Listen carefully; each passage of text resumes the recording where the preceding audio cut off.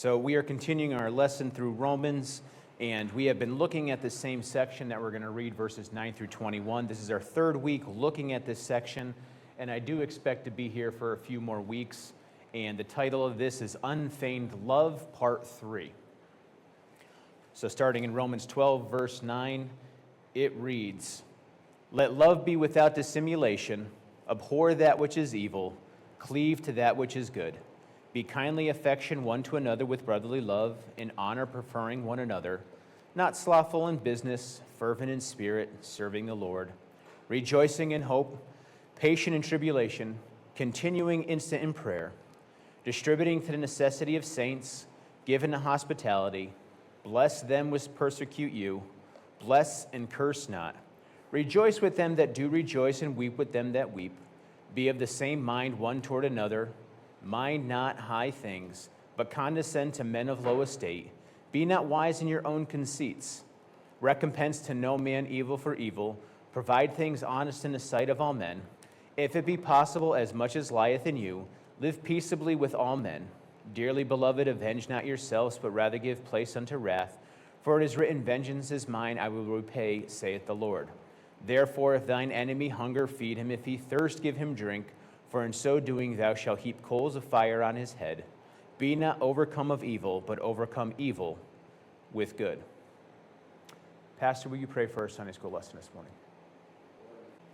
So again, I know I've said this in the preface, but we're saying it again, is continuing our look at Romans 12, and 12 marks a significant change where we are taking the knowledge that we have been exposed to in the first 11 verses and really turning it into instruction for how we should behave, what our pattern of behavior should be. And this is an important thing because that means that our behavior is not acceptable, that the knowledge is given for a purpose, that there is a transition that needs to occur in each one of us that is a pattern behavior that has to change, and not just a pattern behavior. So as we look over it, we come to the understanding, and we have been taught many times here, but for those who may be listening afterwards, I think with a brief cover, it's not going to be in depth by any stretch, is we can have all the actions we want, but unless those actions come from a place of truth, they are false. We've all dealt with the salesman friend that is a wonderful friend while you're in their presence, and you're pretty sure they forget who you are the minute they turn around. There is no lasting friendship to it. You're there because whatever sale I can make. And the reason I bring up salesmen is because Christians can often have that connotation of, can be compared to being salesmen. Don't we have that mentality? If I can just get a hold of them, if I could just sell them the truth. I mean, after all, we're told to buy the truth and sell it not, right? And I think, unfortunately, that is an improper philosophy that we take on. We don't need to sell him. We just need to tell who he is. It is not our job to upsell Christianity. It is not our job to upsell Christ. It is to declare it and let him have his work. Because people know when you're trying to sell versus just stating something. I will share this just because it works, and this is, I'm just going to share it, so take it for what it's worth. Keegan rides his scooter around the neighborhood. It's one of the things he does that's his way of, I'm annoyed, I need to go out. So he takes his scooter, and he's gone for about 15 minutes typically. He comes back, we see him fly down the driveway, he runs up the stairs. Dad, the Jehovah's Witnesses are coming, and it's like Paul Revere on a scooter, and I'm like, Keegan, it's okay. They're going to knock on the door. It's fine. I'll handle it. He's like, Dad. I'm like, Keegan, it's okay. It's fine. And we laugh, and I use that because is that not a salesman approach? I'm not saying if you're told to go knock on doors, you don't go knock on doors. But if we treat him as sales, we've missed it. Instead, if we live the way we should with true love, love unfeigned, if we demonstrate his worth in our lives, that declares who he is, and that will have a work of changing someone's life. One of my favorite questions, if a salesman is trying to sell me something, I ask if they use it. Well, no, you see, that's all I need to know. If you're trying to sell me a Ford and you're driving a Chevy, just tell me where you bought your Chevy. I'll go talk to that sales guy because they probably did a better job, didn't they?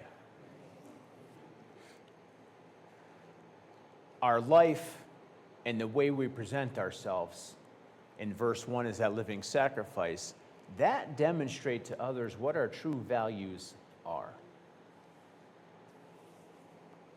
And the imagery that pops into my head, right or wrong, NASCAR. NASCAR isn't just a plain car with a number, is it? Every single car has a sponsorship writing on it. And there's often a joke that I wish they would do the same thing with our Congress people, if they could wear the patches of who bought them. And I'm not going to go any further than that because that's not my place. But when you see a NASCAR, there's hundreds of sponsors all over it. You see who they're demonstrating. If they stop and win, it's okay. If you hold the bottle of Gatorade, make sure you spin it so everyone can see you and you get that mandatory sip that they can see that I'm sponsored by Powerade. And if they don't like it, it's a plastic bottle that looks like it that probably has water because water is a good thing. Sponsorship. That's what they're trying to sell. Oh, look, this is how I'm living. And I'm not saying we have to go out and buy the shirts that say Jesus is the only one, and I'm not against that, but that doesn't demonstrate his value in our lives. It's when we truly live and demonstrate through our interaction with others that we prove what his value is. When we start taking on his fruit, his love. And that doesn't happen if it's only our actions, if it's only our goals. But it has to be our change in motives, our change in our heart. And so we have heard it here, and this is where the blurb is going to be. Our motives is what drives us, and that determines what our goals are going to be, and that determines what our actions are going to be, and it's going to determine what the fruit's going to be. And we looked at this a little bit more in depth when we looked at the olive tree. But we can't change our motives, we can't change our directives, we can't change our drives. We can fool ourselves and think we change our fruit. We think we can change our actions, we think we can change our goals, but each one of these is love faked. Until the motive is just because I'm starting to take on the mind of Christ, which is the second verse that we looked at, is be renewed, to be transformed. Start coming in line with his thinking. And our motives will not change until we see the world as he sees them. And real briefly, we looked at the church being the body of Christ and need to have the same mindset. And also this love is demonstrated through our service. Whether it's ministry, whether it's teaching, giving, ruling, showing mercy, all of these specific actions that are outlined has to be done in accordance to what he has revealed to be appropriate for the body.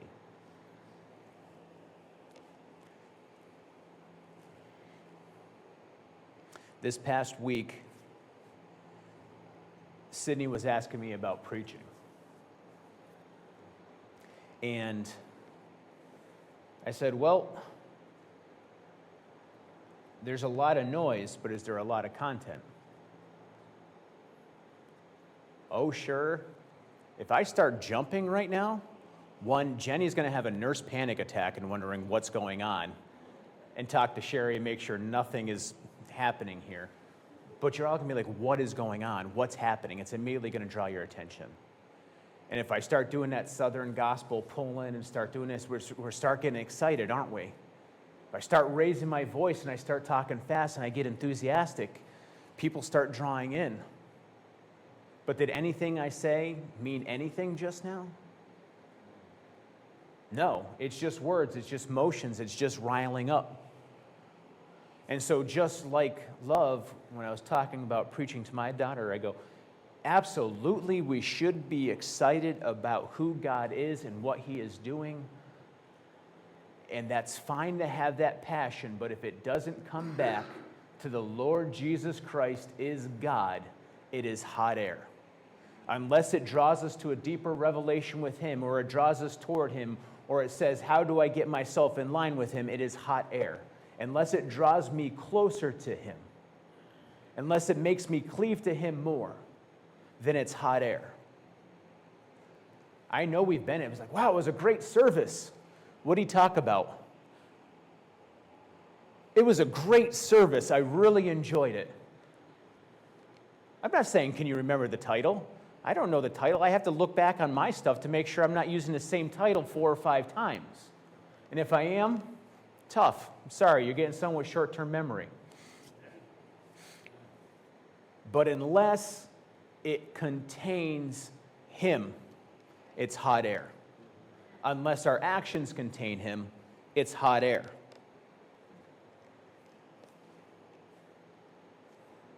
The other danger to it is we can start often having that fire, that fervency of spirit, but sometimes we get bogged down by the work. You know what happens then, right? The focus is not on him. The focus is on the work that's being done.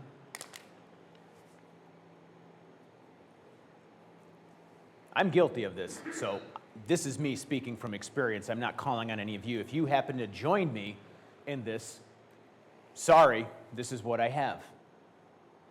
What happens when you start losing focus of who you're doing it for, you start looking at what you're doing. You start looking at what you're doing, you start getting burnt out. You start getting burnt out, you start resenting it. Am I the only one when there's a call for extra service, my immediate mindset is, I got to go back there again this week? I'm guilty of it. Because I'm so busy thinking about the items that I have to do at church that I've lost sight of who. And I know I'm not alone there, because I look across other faces that we feel like we are working so hard to reach Enfield. And I don't know about you, but I feel like I'm running on one of those endless treadmills like they have for dogs where you put your leash on. You're like, get on it and run as fast as you can. And what have I accomplished? Nothing. But he got his exercise out. You burnt out that fervency. You burnt out that looking to him. You feel run down. Now your love starts lacking and you're just going through the motions again because you lost your love. You lost your fervency. You lost looking toward him. And when that happens, the body breaks down. You know, going outside when you're cold doesn't make you get sick. What makes you get sick is when your body is worn down and you go out into the cold and it causes your immune system to drop. It's not that the cold's waiting out there. It's that if your immune system isn't kept up, if your body is not operating properly, it's going to get sick. And it's going to need to heal because it needs rest. But how often do we put ourselves in the same situation? We think it's the current circumstances that are making us sick, but it's not. It's because the day-to-day has slipped. We no longer look to him first thing in the morning. Instead, we say, what list of things do I have to get done before I can go to bed again? Because I am just absolutely exhausted. If I can just get through everything, maybe I can get to bed by 10. If I can get up by 6, then I can get 8 hours, which is what the doctor recommended. We're not going to worry about the fact that it's a 3-to-1 ratio. If you lost sleep, they say it takes 3 extra hours to catch up on an hour of sleep. And when you run yourself out, 8 hours might take care of today, but that's not worried about the 3,000-hour log that you've burnt yourself out for. And yet we refuse to enter into his rest, and his rest is his spirit within us. We refuse to enter into that rest.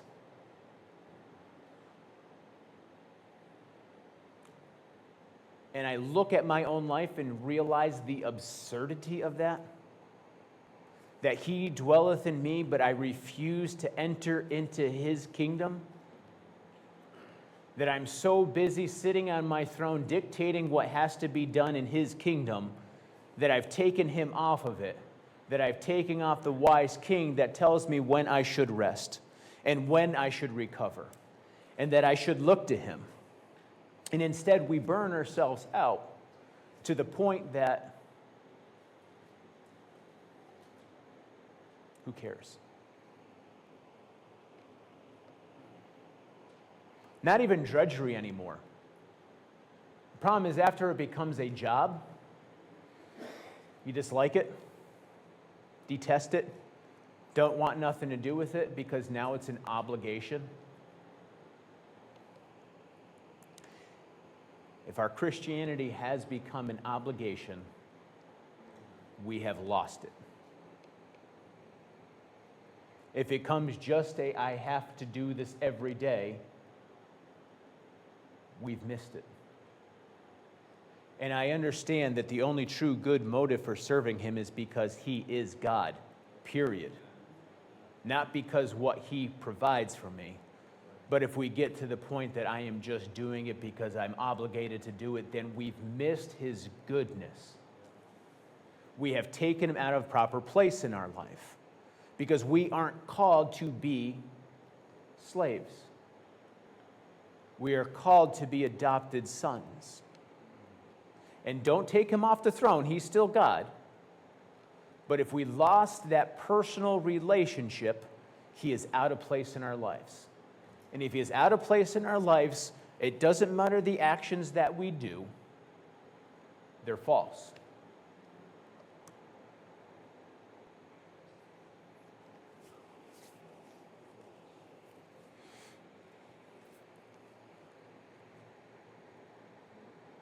How can I tell someone he loves them if I've gotten myself into a mindset that doesn't believe it from me?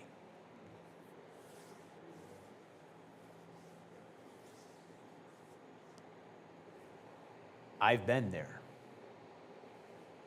We've all been there. We don't want to discuss it because that means we're failures.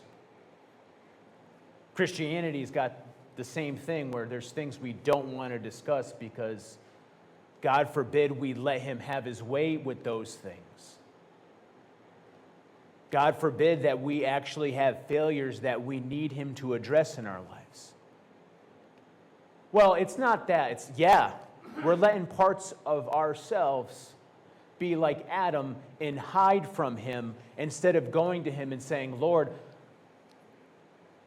something is wrong. I don't feel it. I don't know what it is. I don't know how to address it, but I know you can. Fix what is broken, because I don't even know what's broken. It's just not working in here. And it says the Holy Ghost uttereth on our behalf. We went over that previously in Romans because if we are looking to him, that our spirit knows what is wrong. He knows what we need if we would only go to him. But we become so embarrassed for our separation from him, or so naive to think that he doesn't see it, that he doesn't know us. And these things cause us to have love faked, to go through the motions. And I want to say that's not because we've lost sincerity.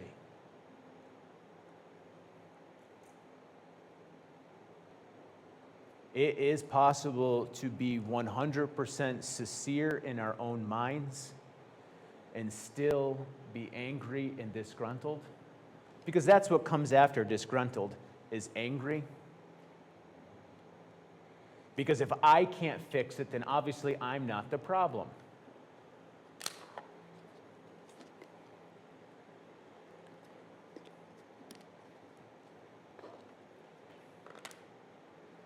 And if I can get angry at God and be justified in it,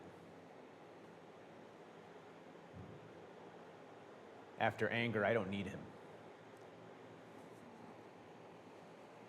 Why do I want to serve with somebody who makes me angry all the time? Because we've lost sight of who he is.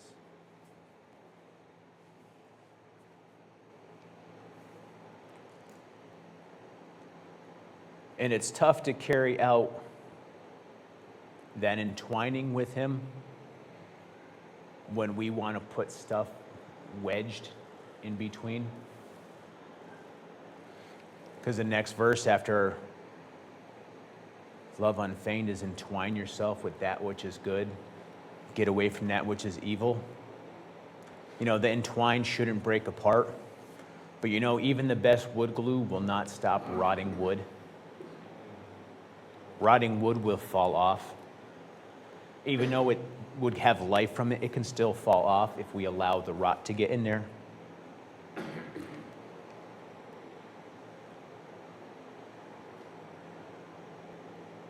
And that's why we are told to not be slothful in business. We are told to be fervent in spirit, serving the Lord. Because we don't always feel fervent. And I feel that it's worth clarifying now.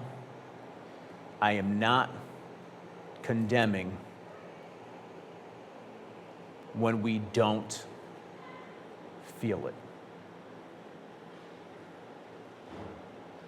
We will all get to a place where we don't feel it.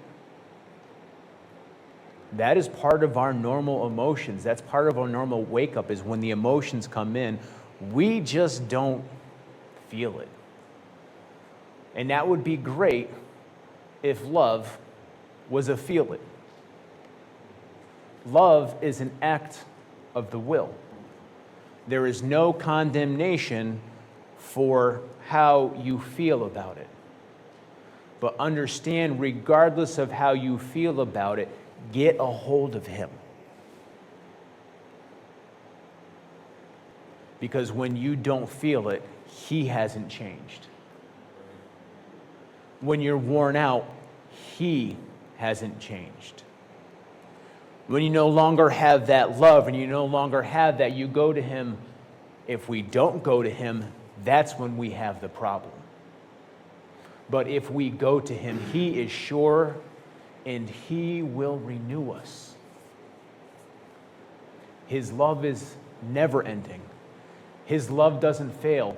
He is unchanging, but we change. But we have to be fervent in spirit.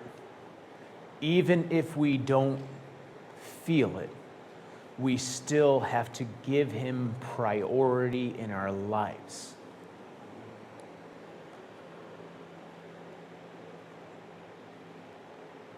And I can say that because when I look through the Bible, all the demonstration that I have of mankind is mankind who didn't feel it. Did Jonah feel it when he went the complete opposite direction?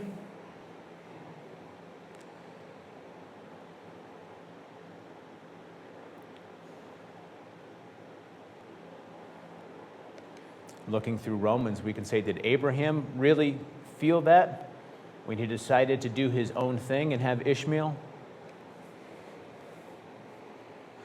But it says Abraham obeyed God.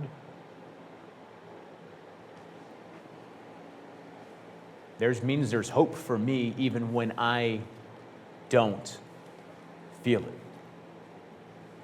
There's hope for me when I feel burnt out. There's hope for me if I don't have his love. The fact that he says,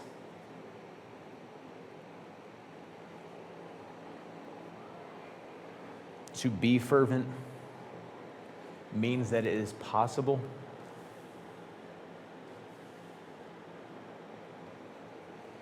I don't know about you, but that gives me hope. But that also means that it's not me, that I need him to be fervent in spirit, because I didn't have his spirit until I saw him and I submitted to him and he became active in my life. And it's only by that I can be fervent in spirit, is if I stoke the flames. And again, this isn't condemnation to anybody, but if you feel a burning right now, that's because it's still smoldering. You want that flame that burn, he's the one.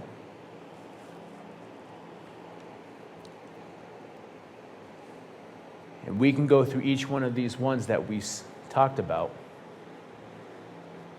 And if we have lost track of him, we won't feel it.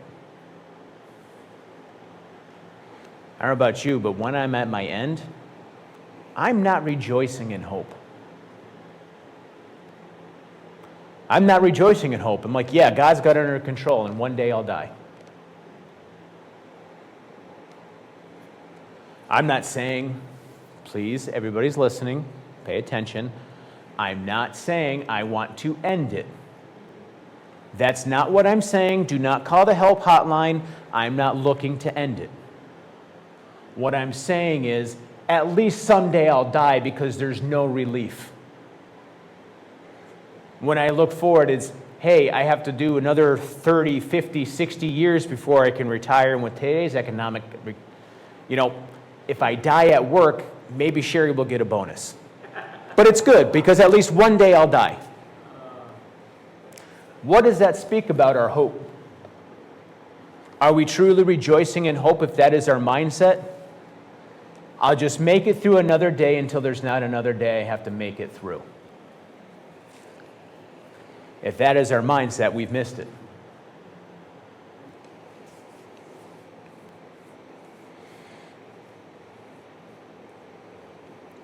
But isn't that patience and tribulation? I could be tongue-in-cheek, right? I mean, that's how I'm going to read it, because that's how I feel. But Lord, I am being patient in tribulation. I'm patient and then I'll die. I see a lot of smirks because I know you've been there. We've all been there.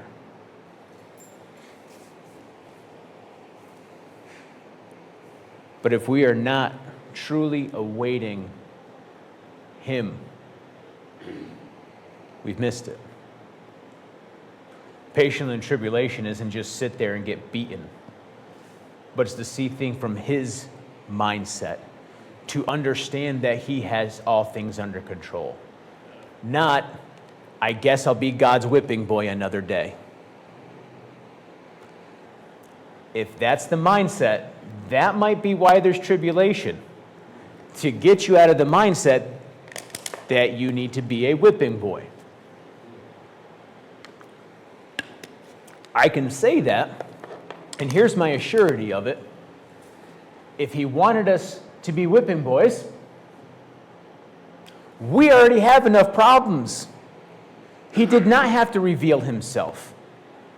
He'd be perfectly justified in beating all of us relentlessly forever for our fallen condition. He would not have come and revealed himself if we were meant to be beaten for the sake of being beaten. But when we have this mindset taken off of him, that's what we think about tribulation and trials. Oh, don't get me wrong, I know we can reap what we sow, and there will be returns for our behaviors. But if we think God puts us in that position just to do that, you're out of your mind. Because he is merciful. Those situations of being patient is to come to an understanding of what we need to change in our lives so that the beatings can discontinue. What parent wants to keep punishing their child when they're doing the right thing? If that's the parent, that's not a good parent. A good parent only uses it to get away from behaviors that are going to cause pain.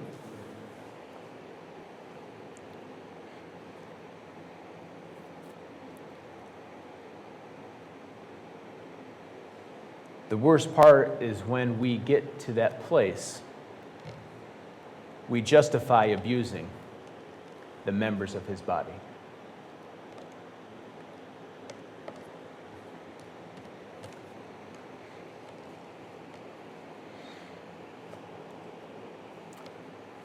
I don't have to give any examples. We know.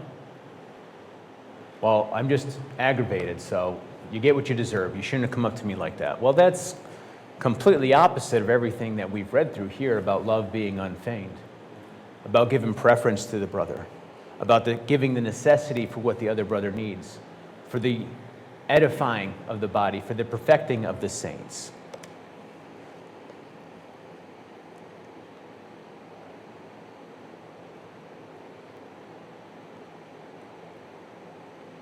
And verse 14 is impossible with this mindset. And I know it's taken a while to get here, but this was the main verse that I wanted to get to this week. Was bless them which persecute you. Bless and curse not.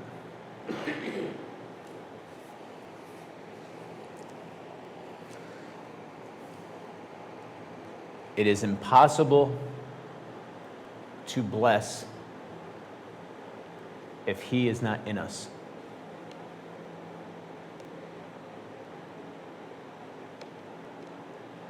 It says, out of our mouth our treasures come out. What we put in, what we bury in here is what comes out of our mouth. And if you look at the second half of the verse, there's two real options to those who persecute you. There's blessing and cursing. I wish there was a third option where I can remain Switzerland. It doesn't say that. It says bless and curse not. There's your opposites. What is in you determines, are you blessing or are you cursing? It is impossible to bless unless he is here. Unless you have buried him and his principles in your heart. Unless you see things from his point of view, it is impossible to bless people. Oh, you can pretend. Someone sneezes, God bless you. Do you really mean that? No. It's a habit we take because, hey, you didn't die. We thought your heart was going to stop and it kept beating, so God bless you. Am I really worried about their life? No. I'm worried that if I didn't say it, people are going to think I'm rude. And my brain takes about 10 seconds to go, someone sneezed. That was rude of them. Wait a minute. I didn't say God bless you. I'm being the rude one. God bless you. My immediate reaction is, keep it down. I'm trying to work here. Seriously? How dare you interrupt my day with an involuntary reaction? But the truth is, we can't bless people if we don't have him in us. We can give the platitudes, we can give the actions, we can pretend, but it is all fake. And looking at that word bless is actually a combination of two Greek words. And I'm not going to go into the Greek. One, because I don't want to speak Greek today. But two, this gives you an opportunity to open up the word and study to verify what I'm saying is true. But it has two parts to it. One, to be well, to be prosperous. And two, speech, the declaration of.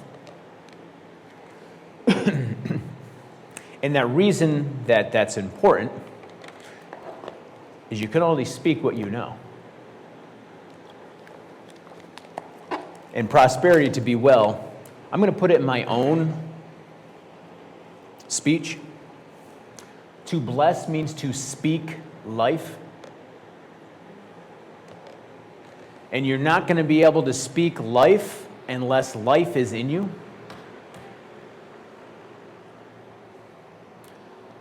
How can you speak about that which is good if you don't demonstrate it and don't have it? Well, you don't understand those who can't teach. So I'm just using it as a teaching opportunity. That has never been meant as a compliment. That is an insult.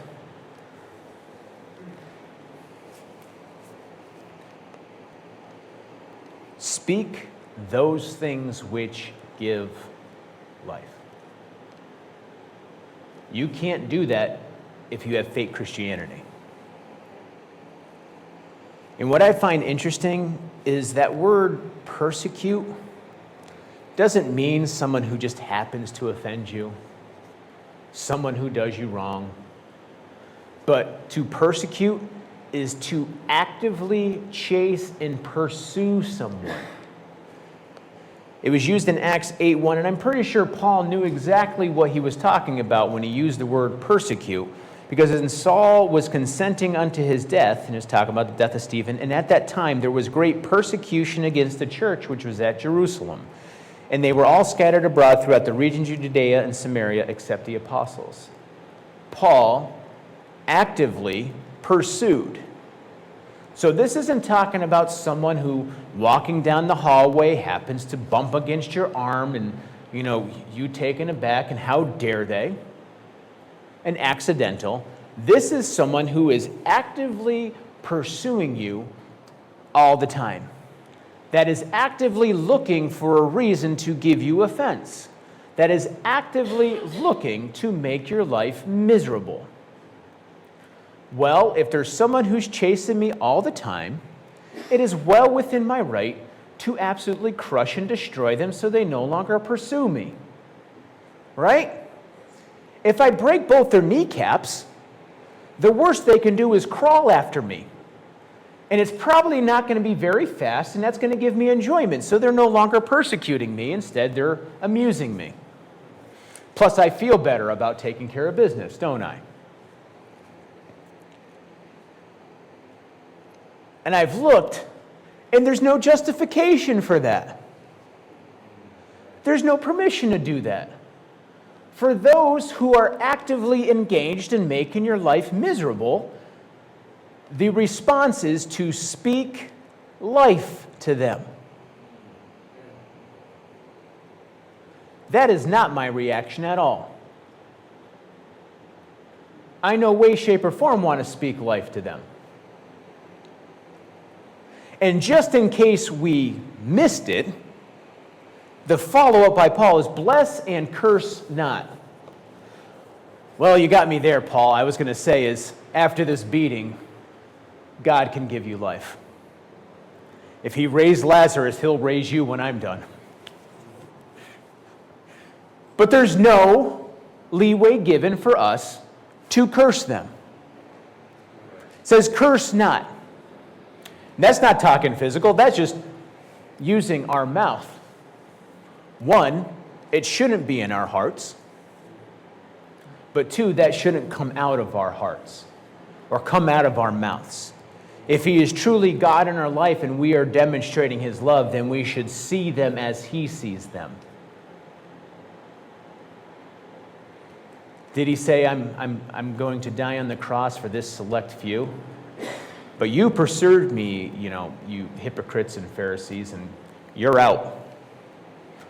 My life is only given for this select group of people. I think there are quite a few people who actively pursued him are the same ones who put him on the cross. And if you think I'm accusing anybody, the people who he went on the cross for is wearing your nose. But did he fight back on them? We can use his example of what did he do? He spoke truth to those that persecuted him. He spoke life and not cursing.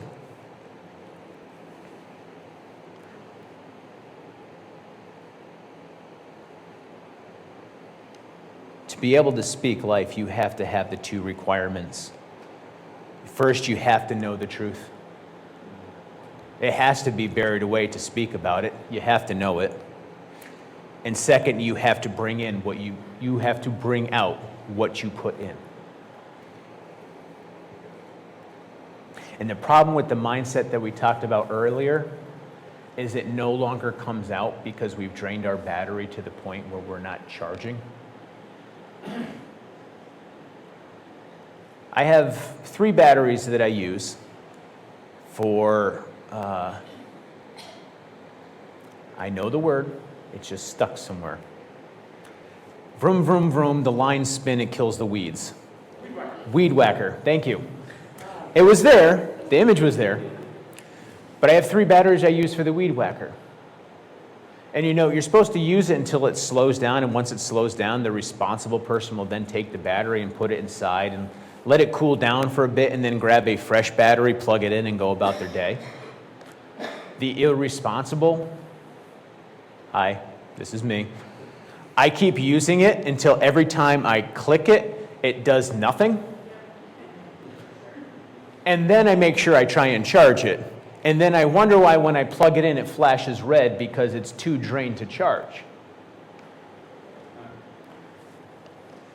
Wow, I killed the battery. Shouldn't be shocking. Unrelated, it had to be on that charger for about a week, trickling in, and I take it off and let it cool down for a day, and then I can put it back on and it will charge. Do you know what happens? It gets so depleted, it is unable to accept the charge that's going into it. It becomes so exhausted from the work it's performed, it no longer will accept any charge.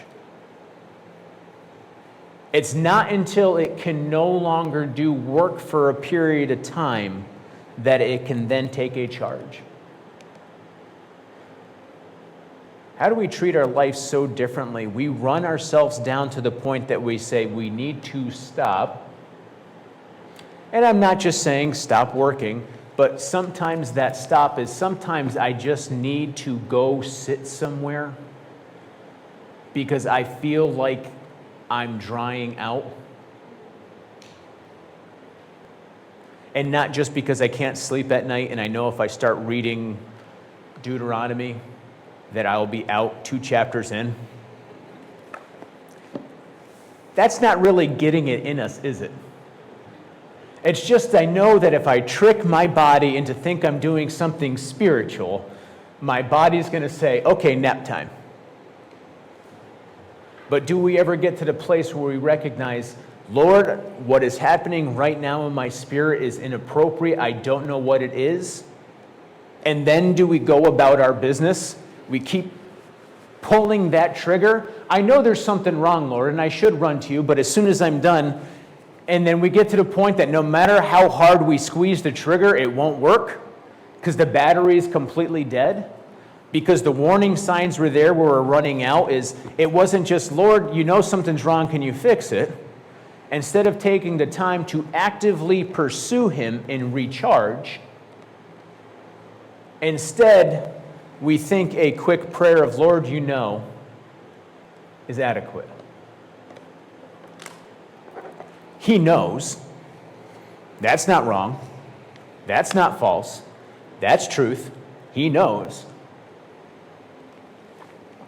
A little bit of a misapplication on our part, isn't it?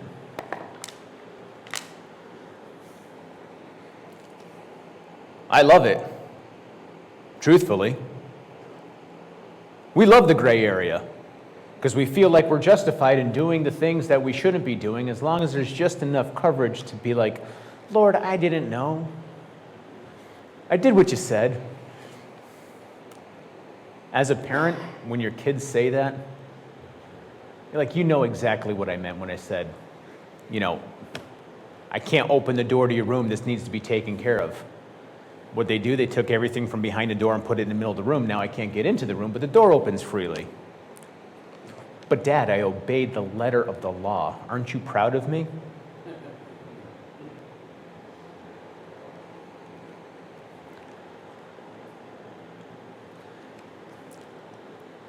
And it's the feeling I get that I can't help but want to portray God looking at my life. Of just, I just sent a messenger last week about this problem. They didn't listen. I know that's my personal thing, but I can't help but feel that way, that sometimes he just goes,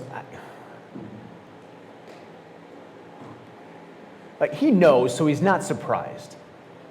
But in my head, I just can't help but feel he's like, what do I got to do to this guy? He's not getting it. He's not paying attention. I've been throwing every trial and tribulation at his life, and he just won't get it. I've smacked him upside the head a couple of times. He just doesn't get it.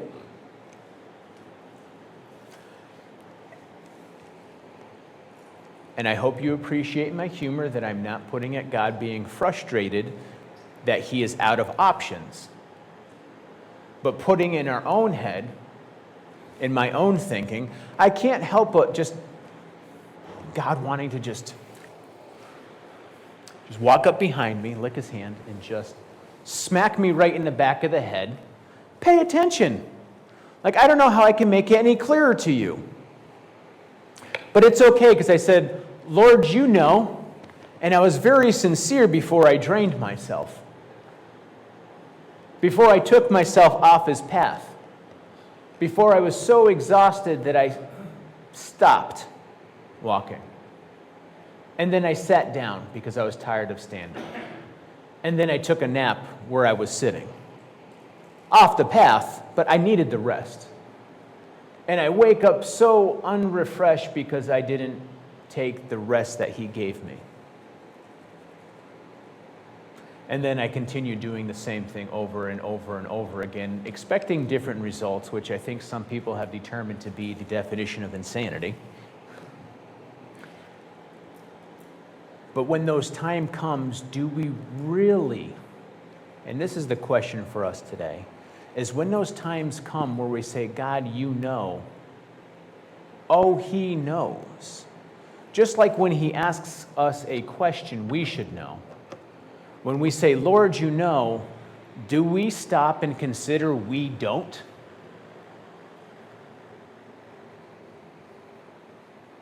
If he asks a question, we need to know the answer. But the times of our lives when we for frustration, some things aren't for us to know, but when we get to the place and say, Lord, you know, have you stopped to consider maybe it's your time to sit down and ask him about it? To truly give time to listen to what he says and not just make a grumbling pass? Do we really separate ourselves enough to get recharged? Lord, you know. In other words, I'm making this your problem instead of mine. I want divine intervention instead of me having to do anything on my path to make sure our relationship is appropriate. Lord, you take care of it. I'm going to do what needs to be done. I think all too often in our lives, we make this relationship one-sided, knowing full well it's him, but he wants to have communication with us, that there should be back and forth where we spend time in his presence getting to know him versus saying, well, Lord, you know, you're so big I could never understand you, and I know you revealed yourself, so I'm not even going to bother with the effort. Just feed me. Have we stopped to make sure that our relationship is sure? Have we stopped in at times of difficulty and just said, Lord, I am overwhelmed, so I'm just going to sit at your feet. I don't want to just be the servant going about everything, but I want to make sure that I'm doing what you want me to do, how you want me to do. Do we take the time in our lives to sit down and see what He truly wants for us? Or are we so busy going about what we think He wants us to do? Have you recharged lately?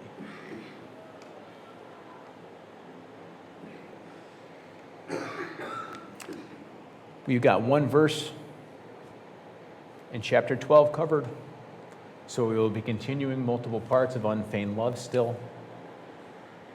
But seriously, this week, when we have those moments when we are overwhelmed, don't just stop and throw out a one-liner and go about our day, but let's actually start taking time out to demonstrate the priority of His relationship with us. When we get overwhelmed, do we truly run to the rock? Do we truly run to His stronghold? Do we truly get a hold of Him? Or do we just have a passerby relationship of, Lord, you're doing your work, I'm doing your work, catch you on the rebound. See you on Sunday, Lord. I'll be there, I'll worship you then. Do we take time out to make sure that we truly have that personal relationship dwelling so that our life can demonstrate Him?